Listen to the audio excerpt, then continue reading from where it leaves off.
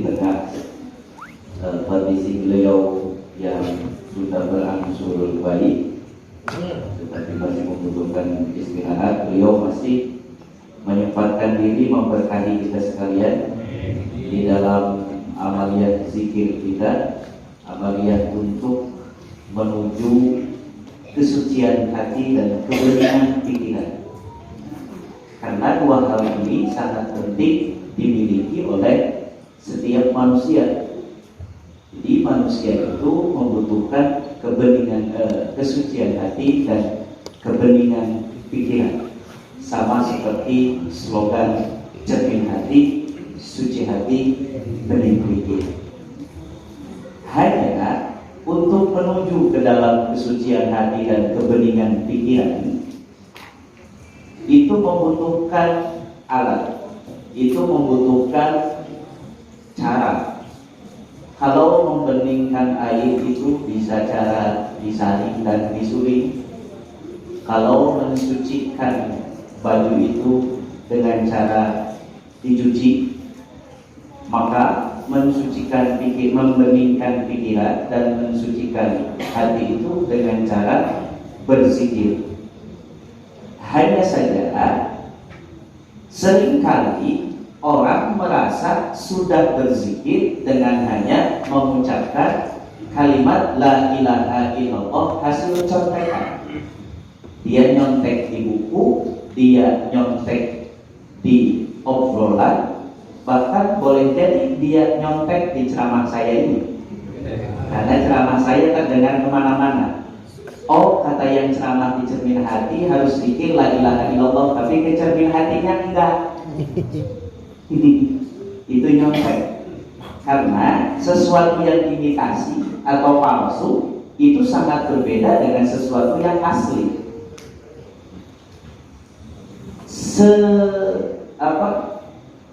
Sebening-beningnya sesuatu, andai pun sesuatu yang asli itu terkubur di dalam lumpur, tetapi keaslian daripada sesuatu itu akan tetap terlihat, karena intan akan tetap menjadi intan meskipun ada di dalam lumpur yang kotor. Ini memang ngobrol ini. Nah, bagaimana cara sebenarnya untuk kita bisa mengamalkan la ilaha illallah? Cara untuk mengamalkan la ilaha illallah, kita harus mengetahui terlebih dahulu apa sebenarnya yang dimaksud dengan zikir. Yang dimaksud dengan zikir, zikir menurut pengertian bahasa itu adalah ingat. Ingat kemana? Saya kalau ingat Kang Eko itu disebut zikrul Eko.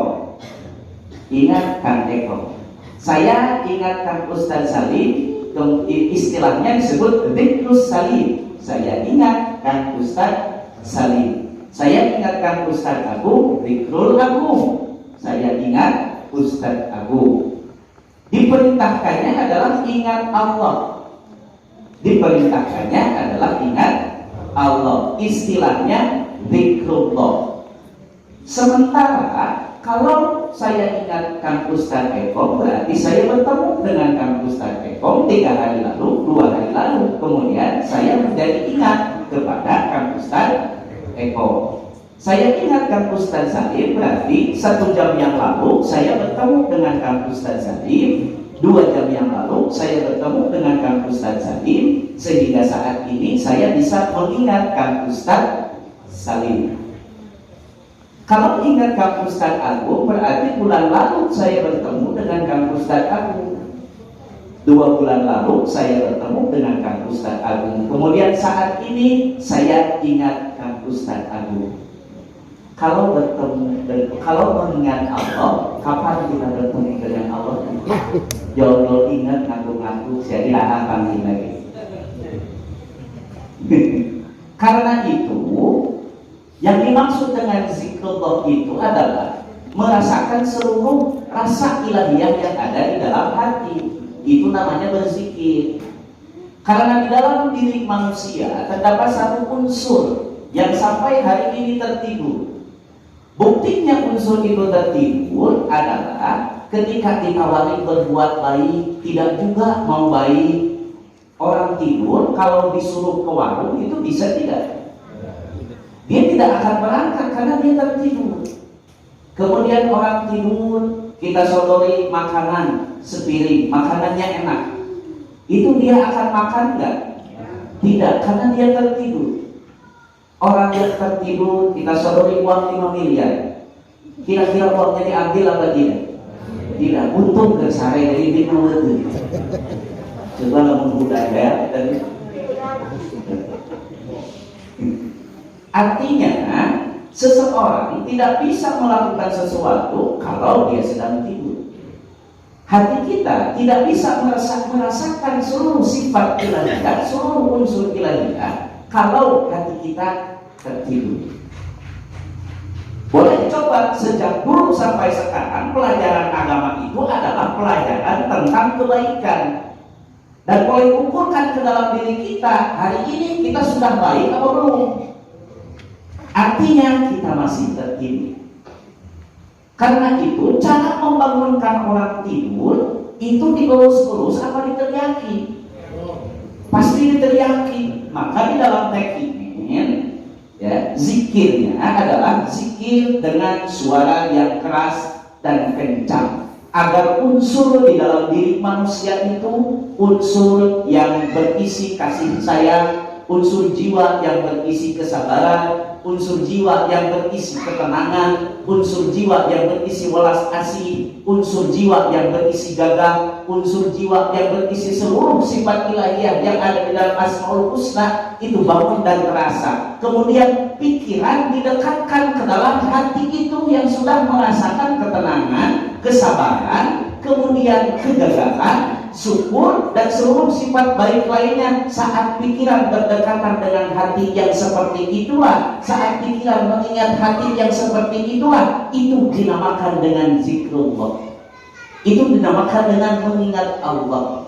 Artinya mengingat Allah itu adalah mengembalikan pikiran yang selama ini betah tinggal di dalam kehidupan, betah tinggal di dalam problematika masalah, betah di dalam berbagai keriuhan dan keriutan kehidupan, kembali ke dalam tempatnya yang berisi dengan penuh ketenangan, berisi kesabaran, yakni ke dalam hati.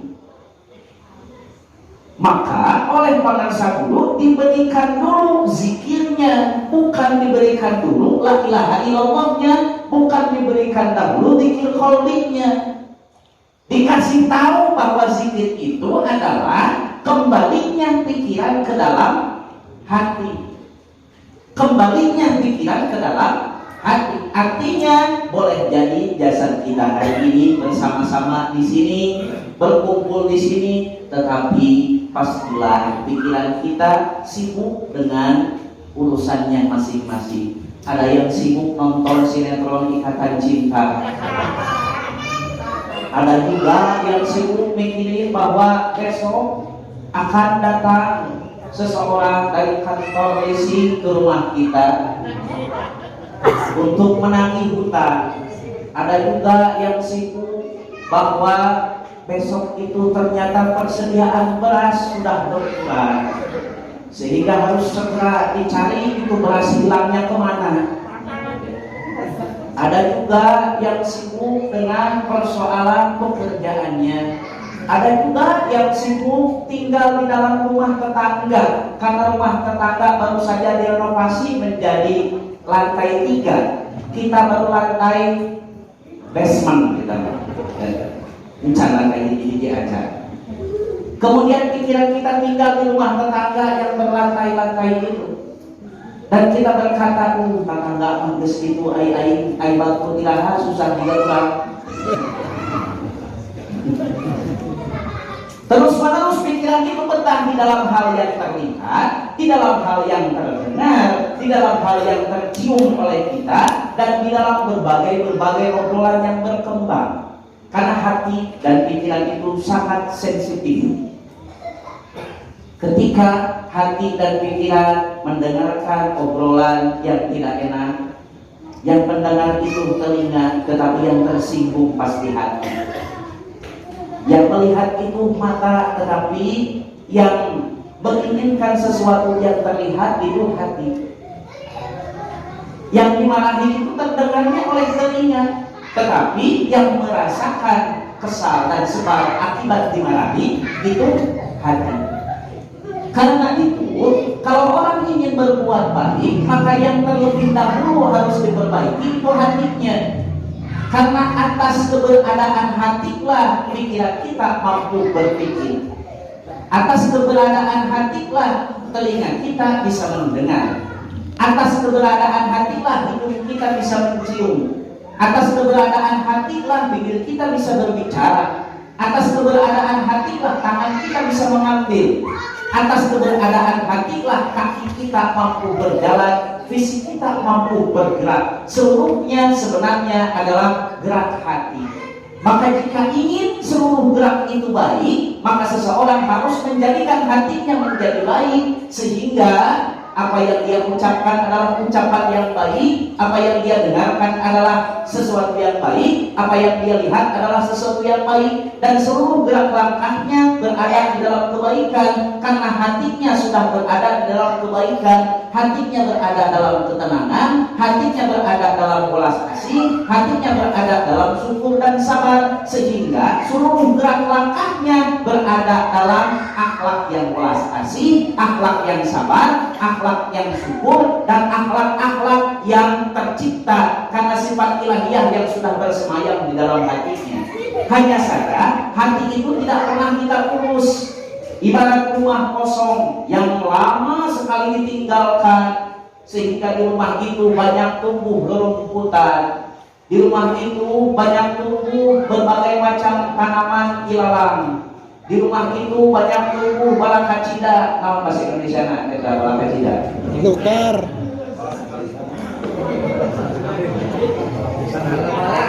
Nah, sok manggol gitu.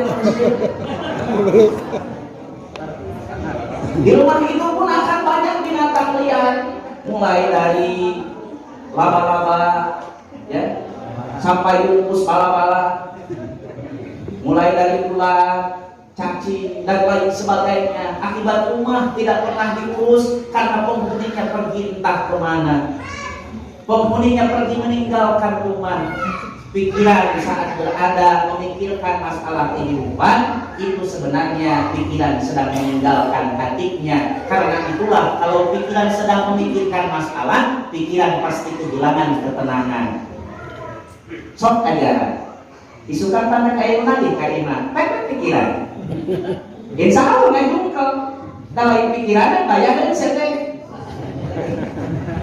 Hutang di pikiran bayar di pikiran.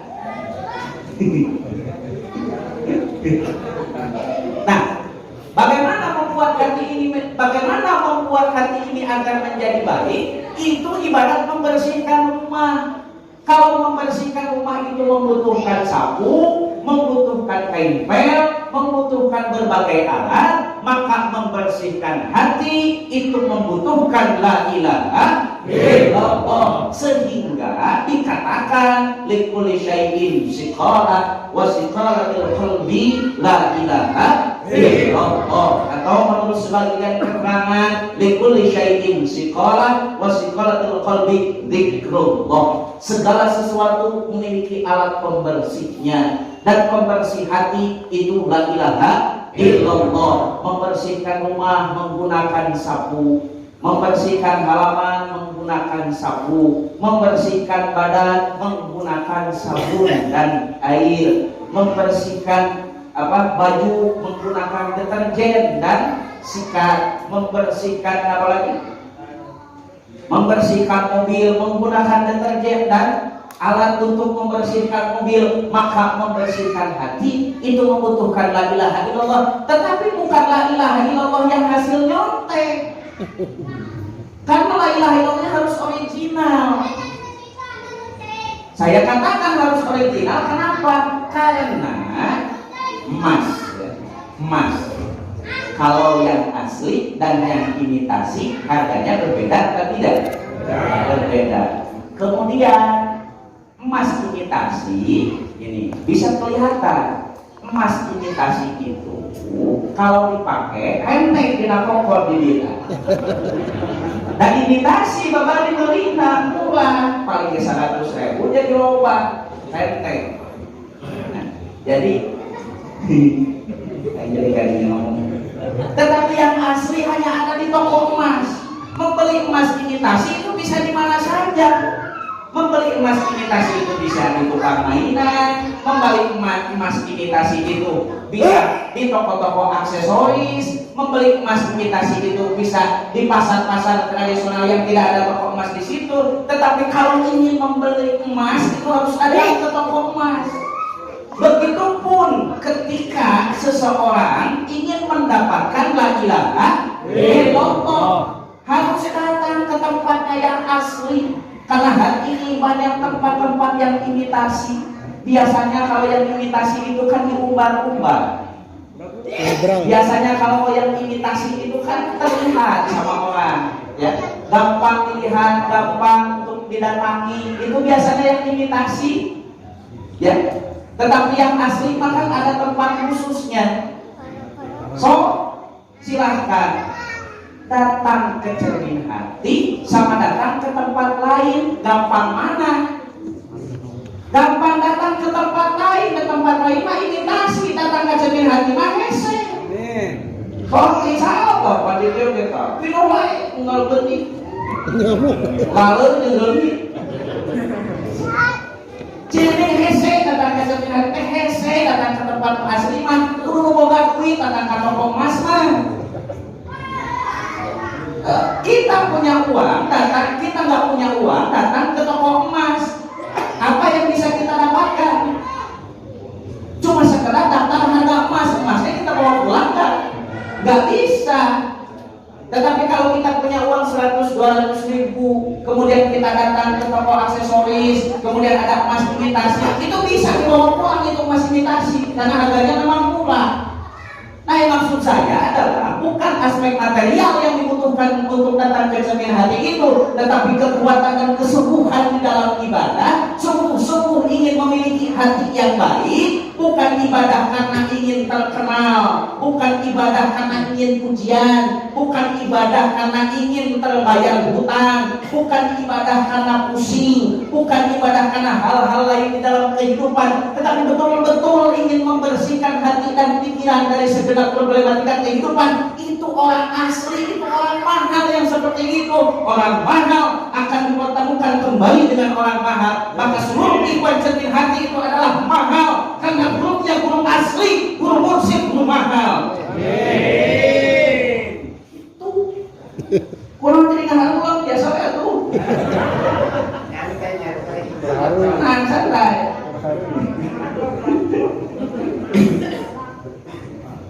Tapi kapan kita? Ada mahal.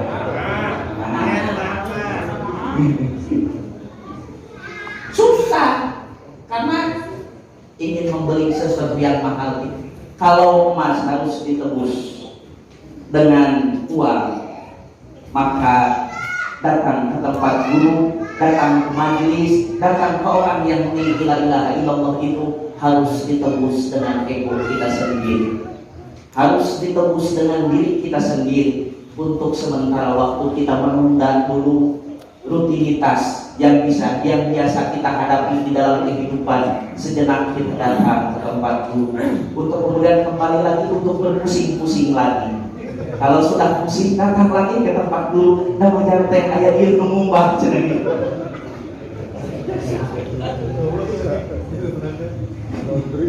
Seperti itu. Nah, jadi tujuan ibadah itu ternyata bukan untuk memperoleh materi, tetapi tujuan ibadah itu ternyata adalah untuk membangun jiwa. Tadinya jiwa ini gampang lelah menghadapi persoalan kehidupan, setelah beribadah, alhamdulillah berilmu.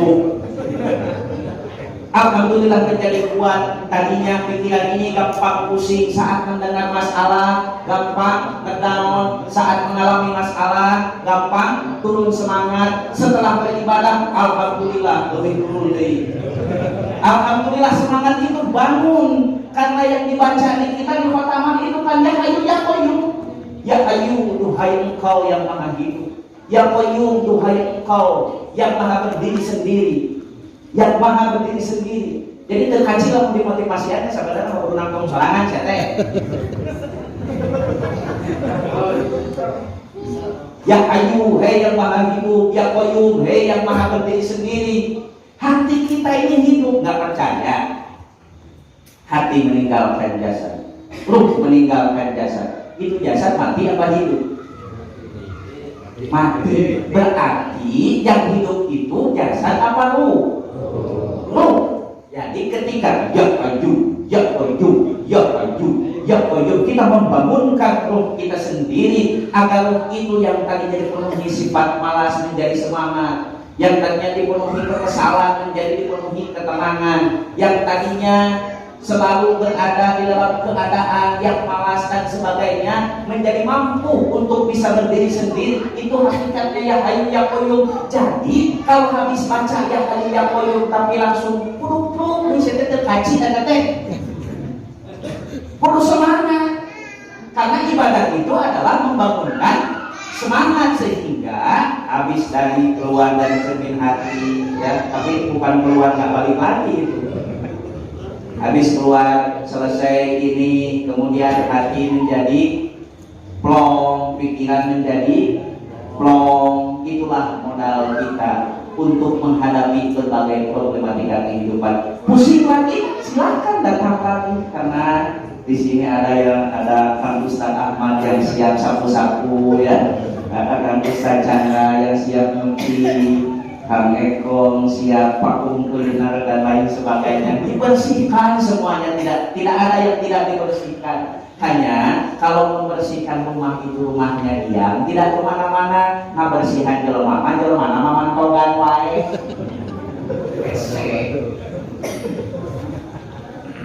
Itu. Nah, jadi tujuan ibadah itu adalah seperti itu, dan syarat agar ibadah kita memiliki faedah, memiliki efek adalah ilmunya harus ilmu yang asli, harus ilmu yang original. Karena itu ada yang disebut dengan sanad ilmu. Sanad ilmu guru kita pada saat Cimaung dari Syekh Abdullah Qasim, Syekh Abdullah Qasim dari Syekh Zainal Abidin, Syekh Zainal Abidin dari Syekh Tolha Kalisatu Cirebon, Syekh Tolha dari Syekh Ahmad Fatih Sambat, pendiri Thariqah Qadiriyah Naqsabandiyah yang menggabungkan dua thariqah besar, yang menggabungkan dua cara berzikir. Cara berzikir Qadiriyah dengan suara yang keras dan kencang, karena ada unsur ilahiyah yang harus dibangunkan. Unsur ilahiyah ini nantilah yang menguasai seluruh jasad kita, sehingga jasad kita bergerak dengan ketenangan, jasad kita bergerak dengan semangat, jasad kita bergerak dengan welas asih, jasad kita bergerak dengan kesabaran, jasad kita bergerak dengan rasa syukur. Ada Naqsabandiyah di situ, digabungkan oleh Syekh Ahmad Fatih Sabas, diterima oleh Syekh Tolha Kalisatu Cirebon, diterima juga oleh Syekh Zainal Abidin, diterima oleh Syekh Abdullah Qasim, dan diterima oleh Pangersa AA Cimaung. Dari sana silsilah ke-19 ada Tuan Syekh Abdul Qadir Al-Jailani. Uniknya nama Tuan Syekh Abdul Qadir Al-Jailani setiap malam Jumat diseru di pesantren-pesantren, diseru di majelis-majelis, diseru di seluruh rumah, tetapi mereka tidak mendalami ajaran Tuan Syekh Abdul Qadir Al-Jailani. Karena tidak memiliki sanad kepada Syekh Abdul Qadir Al-Jailani, kita jamaah cermin hati disambungkan sanad kita oleh Pangersa AA Cimaung, disambungkan oleh Kiai Haji Abdullah Qasim, disambungkan oleh Mama Zainal Abidin, disambungkan oleh Syekh Tolha, disambungkan oleh Syekh Ahmad Fatih Sabas. Dari Syekh Abdul Qadir Al-Jailani ke atasnya para ahlul bait. Ahlul bait itu ada Syekh Muhammad Al-Ayat, ada Imam Muhammad Al-Baqir, kesana lagi ada Imam Ali Zainal Abidin, kesana lagi ada Imam Hasan dan Imam Husain, kesana lagi Imam Ali bin Abi Thalib, dan Imam Ali menerima ilmu ini dari Kanjeng Rasulullah Sallallahu Alaihi Wasallam. Jadi kalau dikatakan bahwa zikir kencang itu bukan ajaran Rasulullah, itu bacanya kurang banyak, kitabnya kurang banyak. Baru baca 2 lembar sudah ngomong sesat. Baru mengenai.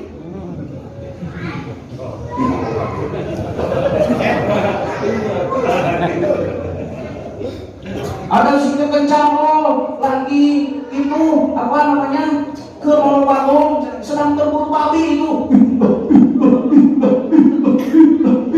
Oh, sedang berburu manusia, di dalam hati manusia ada sifat babi yang harus dibunuh. Seragam seluruh kesana kemari, yang lihat kiri kanan itu babi itu. Punya beras nggak dibagi ke tetangga, nggak dibagi ke saudara, babi itu. Itu yang harus dibunuh, sifat itu. Kalau sudah dapat sifat babinya terasa ada sifat itu, bunuh. La ilaha illallah, la ilaha illallah, la ilaha illallah. Jadi membunuh di sini bukan bunuh-bunuhin orang, bunuh sifat jelek di dalam diri kita. Itulah jihad yang sebenar-benarnya jihad. Jihad yang tidak ada masa perangnya itu. Setiap hari kita berperang melawan sifat jelek di dalam diri kita dengan media zikrullah atau zikir kepada Allah, sampai timbul tenang, timbul nyaman, dan ketenangan dan kenyamanan itulah yang menjadi bekal kita untuk masuk ke dalam kehidupan. Sehingga saat orang lain mencari kebutuhan jasad, mencari kebutuhan jasmani dengan dipenuhi berbagai target, dengan dipenuhi berbagai kalkulasi materi, orang ahli zikir masuk ke dalam kehidupan dengan keridhaan. Dia tidak memikirkan target. Dia masuk ke dalam kehidupan itu karena memang sedang ada dunia dan harus menggunakan jasad ini untuk masuk ke dalam kehidupan. Jasadnya dipakai dengan cara yang baik, ibarat orang pakai kendaraan, masuk ke jalan nggak ugal-ugalan, karena kalau ugal-ugalan pasti ditangkap polisi. Kemudian dibilang dan mobilnya disita, kendaraannya disita. Orang ahli zikir masuk ke dalam pergaulan itu tidak ugal-ugalan. Tidak si A disinggung, si B disinggung, si C disinggung, si D disinggung. Tidak ugal-ugalan.